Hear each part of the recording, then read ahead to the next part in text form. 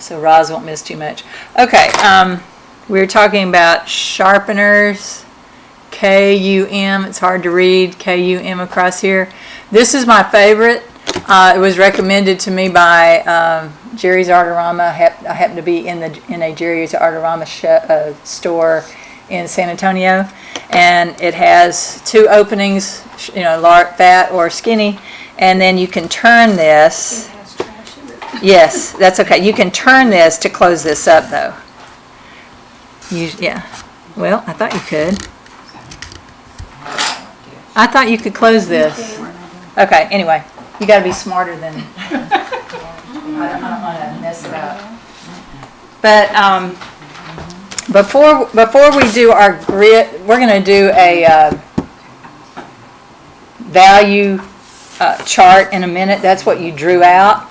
So just put that to the side for right now and go to a blank sheet of paper in your sketchbook. Oh my God, I need one. And we're going to do a little exercise to familiarize yourself with your tools.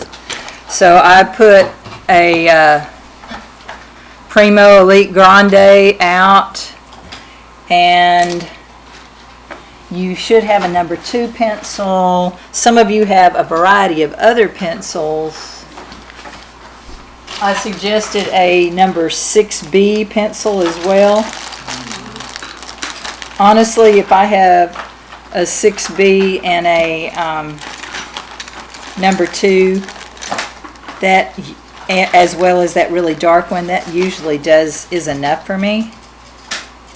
But there's a variety of other things on. There's so many different ones on the market. This one's a Sketching 6B by Prang, and there's other brands. I don't know that it really matters. Okay, so there are a variety of different ones. I even had this one that I had at school. I'd buy these. It's called a Prismacolor Ebony Jet Black Extra Smooth. And there's good and bad of all these, but we're gonna just do a little familiarizing yourself with these, because when we start shading and shadowing things, you're going to want to know which one to pick up. And if you're going to start drawing, you're going to want to know which one to draw with.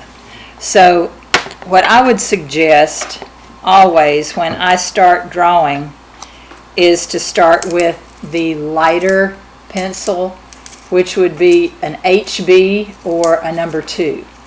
HB is the European term, hard something. I don't know what the B stands for. I looked that up at one point, but a number 2 is the same thing as a HB. And then So a 2B.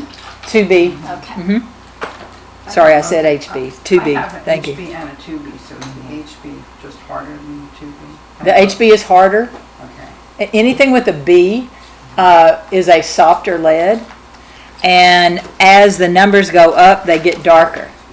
So I have a 6B. All of these are 6B. These 2 are 6Bs. This one doesn't say what it is, but it says it's jet black. And then this is a number 2 pencil, but it's a mechanical pencil. The mechanical pencils aren't great for shading because you can't lay them sideways, and the lead breaks. Now, if you're going to do cross hatching, which we're going to discuss in a few minutes, great for that because it has line. And then I was introduced not too long ago, well, a couple years ago, to this Promo Elite Grande, which is actually a charcoal, but it's black. Vine charcoal is gray. Willow charcoal is black. Compressed charcoal is usually black, and they can make it in different colors. But what I like about this is the fact that I can hold it and I'm not covered in charcoal. Vine charcoal is pretty good to hold and sketch with. It's very forgiving. We'll fool with that later. But I'm just going with the ones that are in pencil form right now. So we want to just play with these and just see how they work. I'll go ahead, since I'm not using my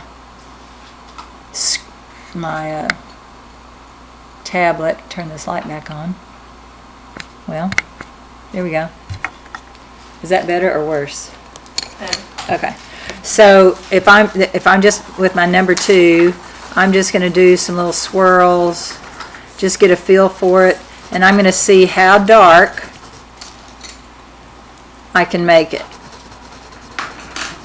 Okay, so this gives me an idea of how hard I have to push to get this to be dark. So just get a feel for how well it flows, whether it drags, and then make one section as dark as you'll go. If you still have your fabric that I gave you the first day, that I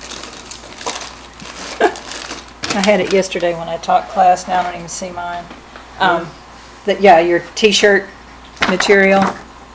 I'm just going to blur mine with my finger. So, you know how easy it is to blur. That's not too bad. Then label it.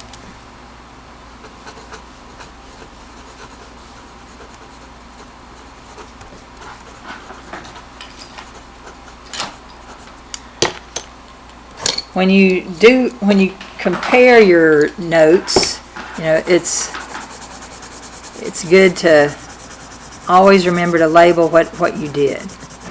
Now, when I draw with a regular pencil, what I like about it over mechanical pencil, I can put my hand over it, grip it like this, to where if I want to shade, I have a wider area to shade with. I can lay it down on its side. So there's times when I just want to change the position of how I hold something. And if I want it to bear down really hard, I go back to my pencil gripping way. But when I'm comparing these two, even though now this one's HB, so it might be slightly different, but regular pencil HB. But these two should be pretty close to the same. Okay? Then I'm going to go to my 6B, and I might start very light pressure and then get very dark. You see how quickly I can get a light, but it'll go to dark. And if I want to get a heavy shadow, I don't have to press very hard compared to how hard I had to press to get the dark there. But when you see in the video that it should show that how much darker this one is. Can y'all, is it showing it up for y'all? Okay. All right, so I'm going to also put just 6B out here so I know what I was experimenting with.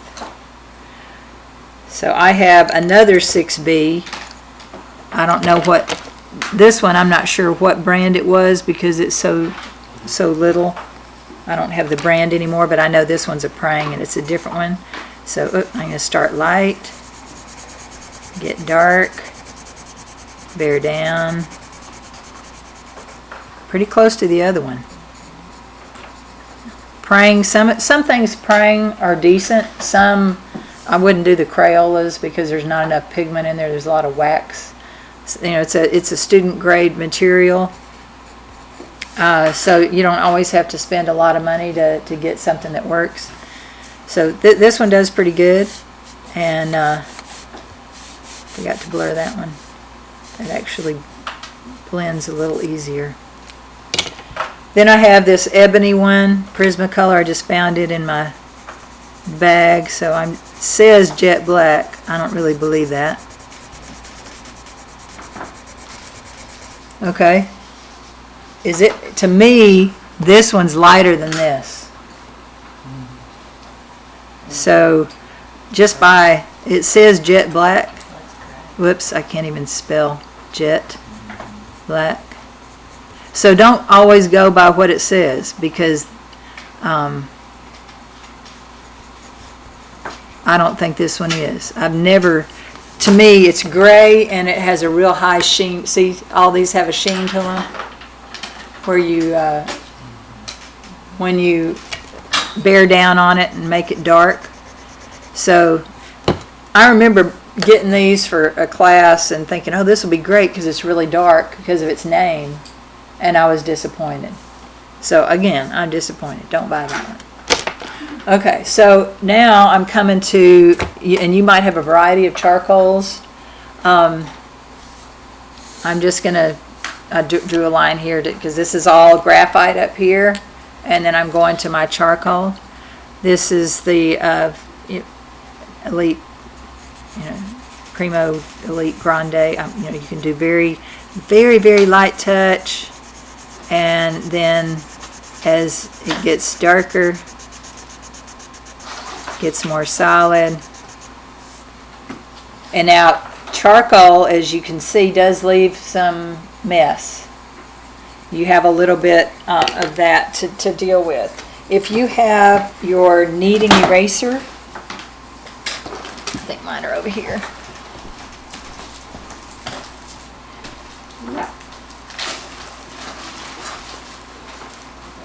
If you haven't played with your kneading eraser, it's one of the most fun erasers you can ever own, and it's very therapeutic to play with. I have several that are well worn. You can look in here and see that I have this one that's fairly new. It's light gray. This one, now some of them start darker than the others, but you see they're all three different colors in gray. A kneading eraser is cleaned by kneading it. So some of mine are really stiff, so I have to pull hard to pull on it. So this is, you stretch it, pull it back, stretch it, pull it back. It's a lot of fun. You can sometimes see how long you can stretch it. That's what they did in class. These often left the classroom. I had to really watch, because hey, it looks like gum, but it's not. But it's fun. But just by doing that a little bit, what I did, I'm cleaning it. And I don't know how that works, but it gets lighter and it's cleaner. They get a little sticky sometimes. Some brands are more sticky than others. But if you have a little bit of that loose that you want to pick up, you can lift it up, press down, lift up. The thing about these, you're not gonna remove this to a clean surface, even if you used a harder eraser. But there's times when you have just a lot of dust, and you just want to pick up some of that dust, and you can do that with that eraser. And then, if I'm blending this, it also blends really well. I prefer to blend with blending stumps rather than my finger. So this is a blending stump. So I can go over that, drag it out, and what it does, it kind of fills in the tooth of the paper so you get a nice smooth transition.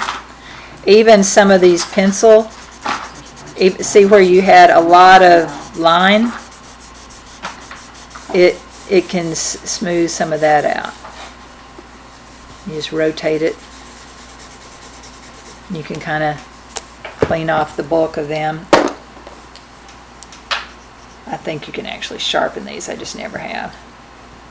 But I just kind of clean them off, and you can do this on a separate sheet of paper to where you're not transferring much, and then you can come back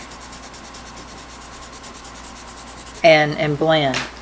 When I'm creating things that I want a soft edge or a light blend, sometimes it's easier to go into a scrap piece of paper that I've drawn heavy on, and then transfer and draw or shade with this rather than using the pencil.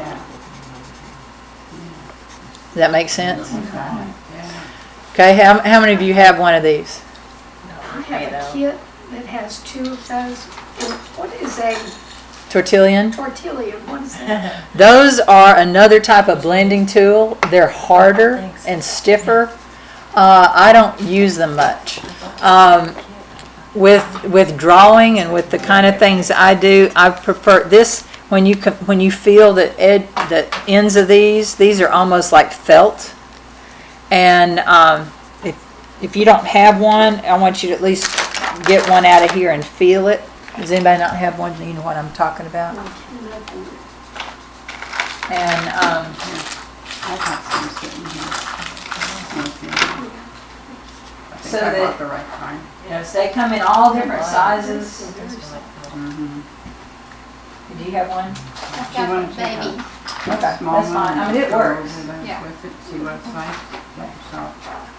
They all came with those. The Tertullian works, but sometimes it's harder on my paper.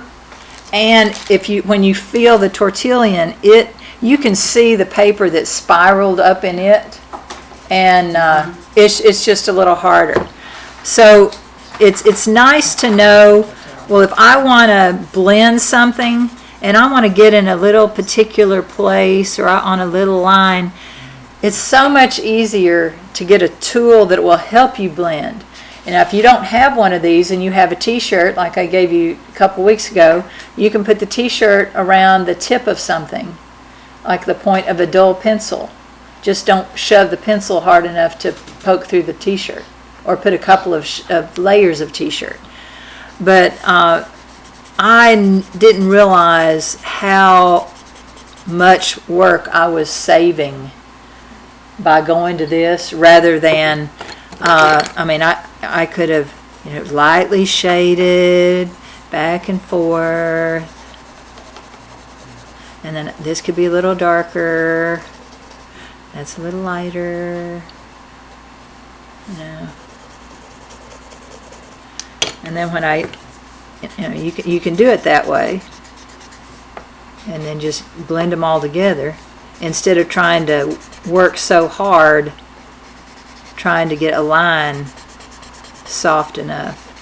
So you can either draw first lightly, then blend, or you can sometimes just transfer what you want. So that's 2 different ways. But knowing how these will go light to dark is going to help you with what we're going to do next.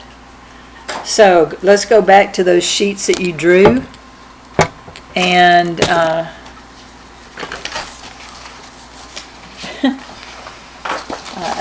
organize. Oh yeah, it's on the back. All right, so we're going to go to that top row. These are going to be called value strips,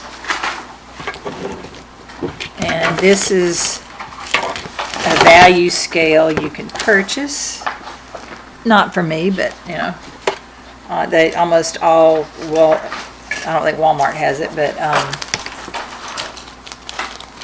Hobby Lobby, Michaels, and where their color wheels are, they'll probably have one of these.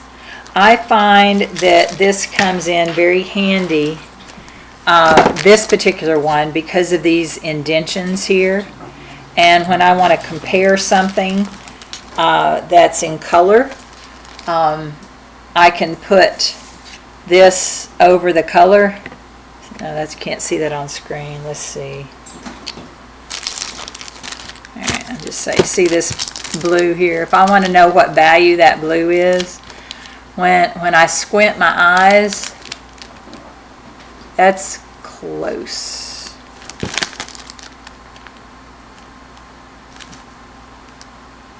Okay.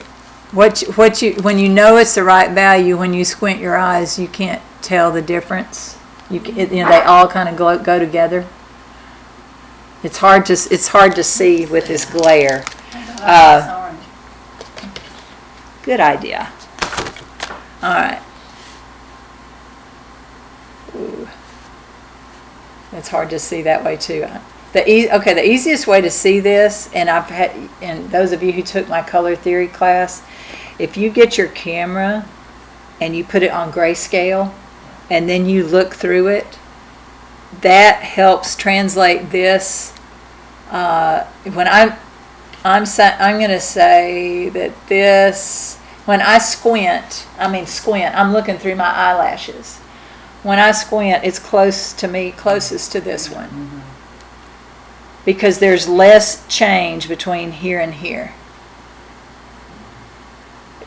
Can you see what I'm talking about? But it's hard to see. It's hard to see. But we're working in black and white, so it's easier. But I do want to tell you a couple of things that when we work with value, there's different scales. I prefer this the way I've created. It came opposite of what you see here. White was 10 and black was 1. But I drew before I painted. And when I draw and I think of the numbers on our pencils that we did today, 6B is darker than a 2B. 8B is darker than a 6B. So it makes sense for me to put black as number 10 and white is number 1. It doesn't matter which way you use it, just know in your head you need to be consistent one way or the other. Because when you look at value charts online, because I looked up many, some go from 1 to 10, black being 1, some go from 1 to 10, white being 1. So this is just how I do it, and I change these to be consistent. So when we're dealing with value, the white of the paper is, unless you're dealing with a tinted paper, will be your lightest light, and a solid black will be your darkest dark. Most of the time I don't go with 10, I just do 9 because it's easier to divide light, medium, and dark with 3, 3, 3. So when we look at our scale here, we know that this first block right here is a number 1, and that's going to be white. And this is going to be a 9, and we're going to make that black. Okay? So we're going to just leave out 1. What we're going to do is work on controlling the value to where we can start with very, very light and get all the way to black. Now, if I want to use black, if I don't want to use my charcoal, you're just going to know that your black is going to be as dark as whatever we just did. You know, our darkest dark at the end of that row. Yeah. All right. So if you don't want to use the charcoal, this will represent your darkest dark. So it's whatever tools you're working with. So if you're working with a 6B, if you have a 6B as that's your darkest dark, then when you solid that in number 9, nothing can be darker than that. So I'm going to use that today as mine, because I'm just going to, it'll just simplify it. So my 6B, I'm going to just use my 6B as my black. Because the thing is, every painting or every drawing doesn't always go to black. In that painting right there, there's no black in it. So there's values in it, value change, but it doesn't go that dark. So even though it says black, I'm going to put dark, darkest. Because it might not be black. So in one of your rows,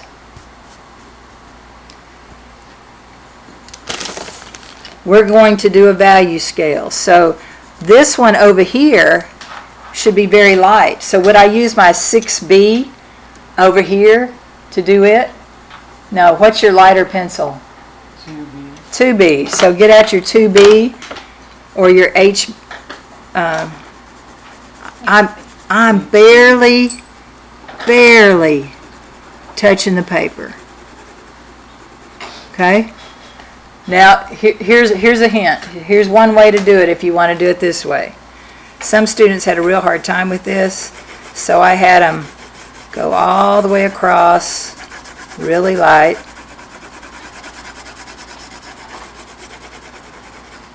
Then leave this one.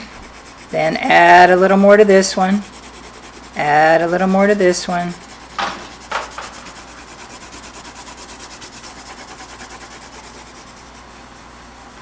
See how you can see those three being different? Those first three? And all these are the same? So then I make this one a little darker.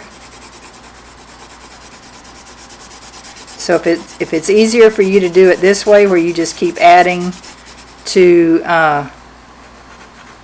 the ones to the right, just make sure you don't add so quickly that you get to that really, really dark really, really fast.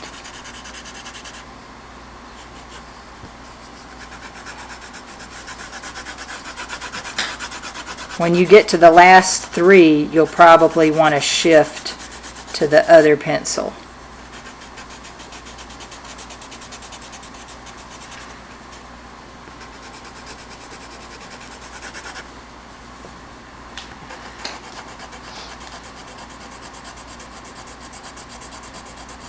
Because when I have to start bearing down with my number 2 to get it darker, that gives me a hint that, oh, I might want to change pencils and not have to work so hard.